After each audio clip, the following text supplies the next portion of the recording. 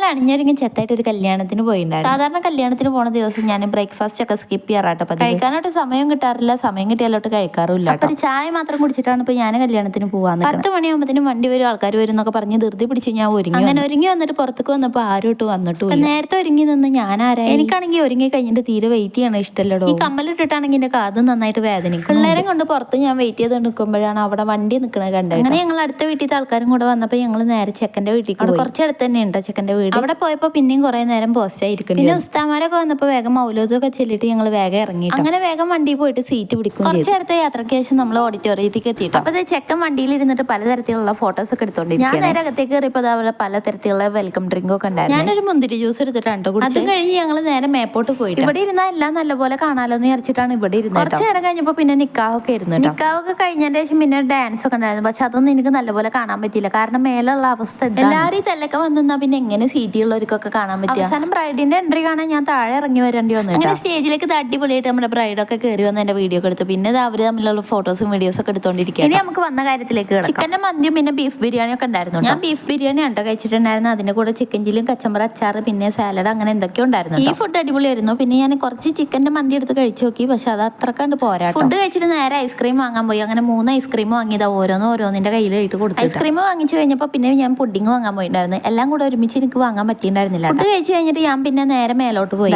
ഈ ഒരു വ്യൂ കാണാൻ. നേരത്തെ ഞാൻ മേലേക്ക് കയറുമ്പോൾ ഇത് കണ്ടിട്ടുണ്ടായിരുന്നു, പക്ഷെ ഡോർ തുറന്നിട്ട് ഒന്നും കൂടെ വിശാലമായിട്ട് കാണാൻ വേണ്ടിയിട്ട് ഒന്നും കൂടെ വന്നതാണ്. അങ്ങനെ കല്യാണം കൂട്ടിൽ കഴിഞ്ഞ് ഞങ്ങൾ ബസ്സും ഓട്ടോയൊക്കെ വിളിച്ച് നേരെ പെരേക്ക് എത്തി. വന്ന് കയറിയതിന്റെ ക്ഷീണത്തിൽ ഞാൻ 2 ഗ്ലാസ് വെള്ളം കുടിച്ചു. അപ്പൊ ഇന്നത്തെ വീഡിയോ അത്രേ ഉള്ളൂ. അപ്പൊ ഇനി ഞാനിന്ന് ഡെഡ് ആവട്ടെ. Okay, by.